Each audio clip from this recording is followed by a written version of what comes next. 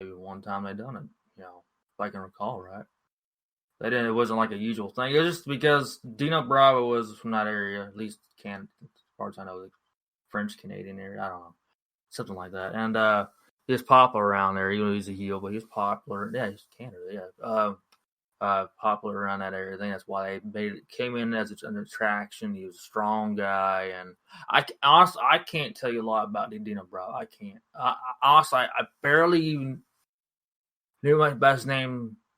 So about a year ago, I must say, maybe not that long. I will say fair enough, about a year ago or so. And they had him on that dark side of the ring. The unfortunate incident happened many years ago, his death, and that's how I had seen him on tapes years ago back, but I didn't really know anything about him. But he's a special attraction in that area. So, and he's a strong guy. So I guess they felt that. I'm not saying it was the most entertaining spot, but it was.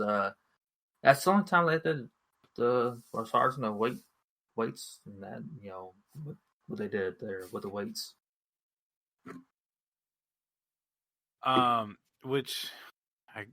He said Canadian, so I decided to look up and see if he was Canadian, which he was. Yeah. And then I read about his death, and then apparently there's a Dark Side of the Ring episode that aired on April 21st, 2020 about him. That's why I asked that. I said a year ago, so a little less than a year ago. But yeah, it was that's where I got to know a little more about him. Obviously it's unfortunate it was the death story. But yeah, it's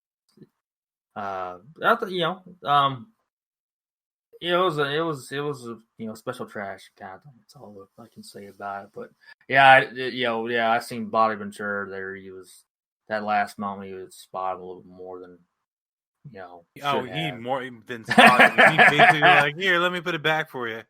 Yeah, pretty much. I was like, yeah. So that was good entertainment on the broadcast covering that. What McMahon was talking about. He helped him out there, dude. No, I did not. Yeah. No, that was he really did it. No, okay. But yeah. The next thing that came up was a women's tag team 2 out of 3 falls match, which I'm shocked that I saw WWF actually have a women's tag team title back in those days. And it was the Glamour Girls, which are Judy Martin and Leilani Kai, versus the Jumping Bomb Angels, which is a weird name, of Norio Tatuno and Uzuki Yamazaki. I can only tell you that Vince McMahon called them Pinky and Red on commentary, which is the gear one had pink on them, the other one had red. I'm so glad you actually were the one who said their names, the Japanese names. I wouldn't. Yeah. So I'm it was convinced I pronounced it completely correct, but I tried. You did a lot better job than I would have done. You know that already. I never even knew about these ladies, honestly. Awful 4 of them. So it was interesting to see this matchup. So what did you really think of the match? Well, it didn't didn't really, appeal to the eye, but it was hard. They told a little story there. It was a good athleticism. They allowed people to see what women can do in the ring. But it was interesting. I didn't hear when they were talking about being a 2 out of 3 falls match. I guess I told you. It was the beginning. They announced that this match would be 2 out of 3 falls. Yeah, women's tag team championship. I was taking care of some radio stuff so I guess I just didn't catch those words. But I was like, okay, and that's match is over. Oh no, we're gonna go to another fall. Okay, yes, I missed that 2 out of 3 falls announcement. But that was it was nice. It was good to see the women go in there at a time frame where I guess it was more of a men's showing, so it was good to see that too. I think I rated off a 5.5, honestly. So it was, it was there.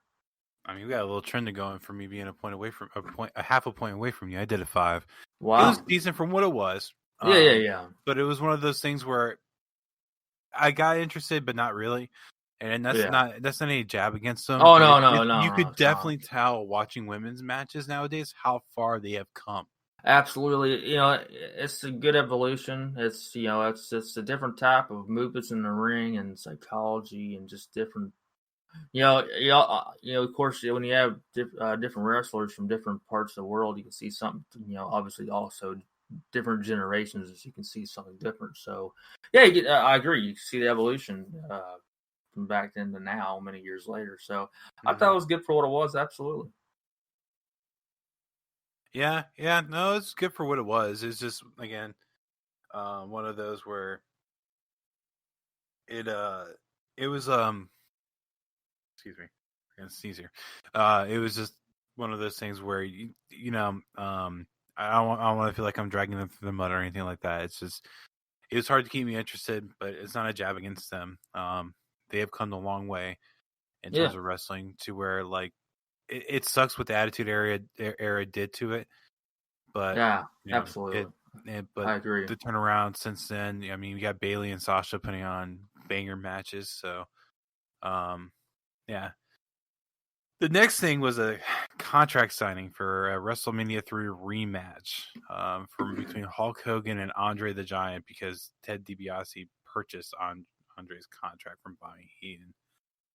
This is one of the things that I kind of miss about the managers is something like not necessarily the Hogan and Andre side, but the fact that Ted DiBiase could basically buy Andre the Giant. Like, that would be kind of interesting to bring back. Why can't we do that?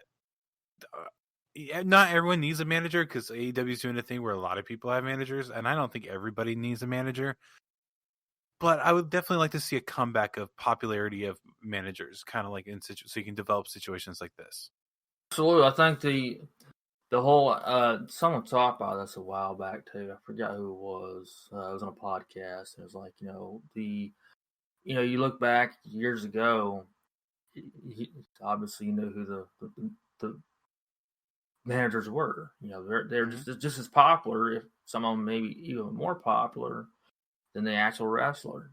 At least they're just as much popular. And we can go and name off a bunch of people, but we all know though. Yeah, WWE, specifically them. I'll just say keep the business. That's we see managers in other companies over the years. They don't do as much with that as they used to. It'd be nice to see more of that because there's not the whole other than having someone like Paul Heyman being a manager, even though they call him the advocate or they call him the what's it called now? An advocate.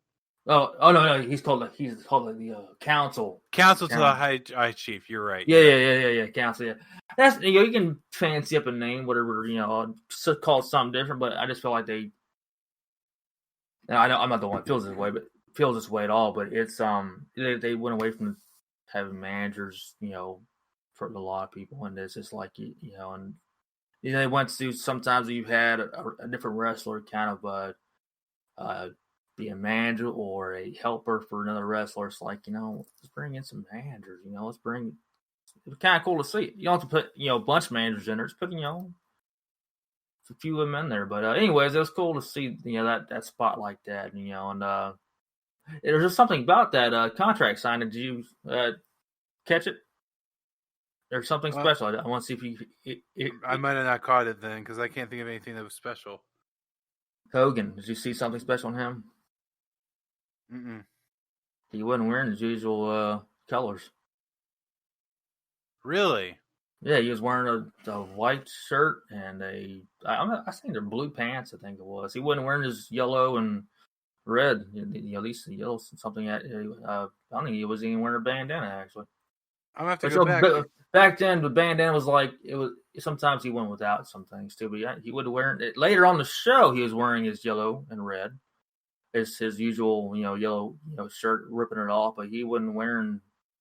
They just wearing some regular clothes, which I just happened to notice that, and I was like, "Huh, he ain't wearing his usual clothes that you use." But I guess he's one to wear whatever he arrived in, whatever he arrived in the arena to. I guess I don't know what he's wearing when he got there, but it just I seen that I was like, that's a little different.